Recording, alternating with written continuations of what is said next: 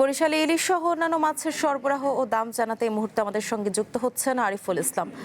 আরিফুল, আপনি তো এই মুহূর্তে মাছের বাজারে রয়েছেন, সেখানে মাছের সরবরাহ কেমন দেখছেন জানাবেন, আর পাশাপাশি আরেকটু জানাবেন যে দাম নিয়ে ক্রেতা বিক্রেতারা কি বলছেন।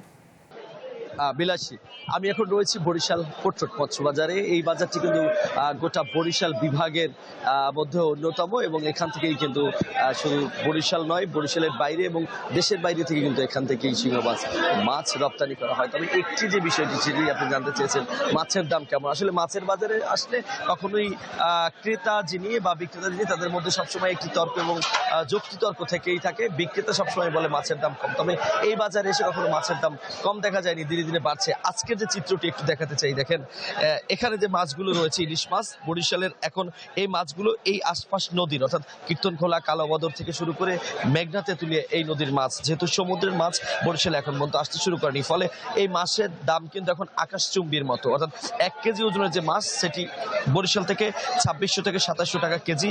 1 কেজির নিচে এলসি সাইজের যে মাছ, অর্থাৎ 1 কেজির নিচে যে সাইজ, সেই মাছটা এখানে 2300 থেকে 2400 টাকা কেজি বিক্রি করছে।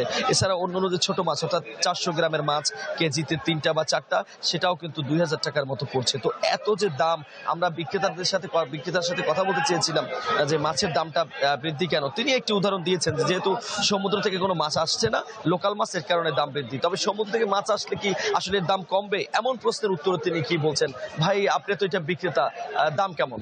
যেমন এটা লোকাল মাছ, তো লোকাল মাছ নদীতে অনেক মাছই কম। আমাদের এখানে সমুদ্রে মাছ এখন থেকে হয় নাই। ট্রলার যখন আসবে, মাছ যখন আসবে, অবশ্যই অনেক দাম কমে যাবে।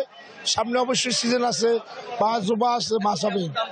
দাম যেমন কেজির উপরে তো এটা 2650 থেকে 2700 টাকার ভিতরে চলে।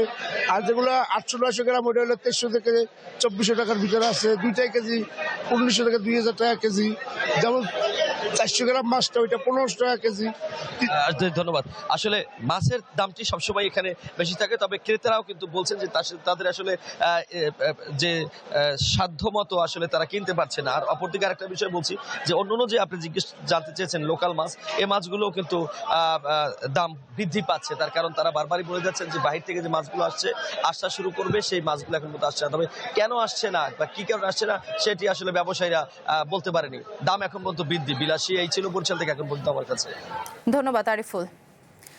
ইলিশ সহ অন্যান্য মাছের সরবরাহ দাম জানাতে এতক্ষণ আমাদের সঙ্গে বরিশাল থেকে যুক্ত ছিলেন আরিফুল ইসলাম।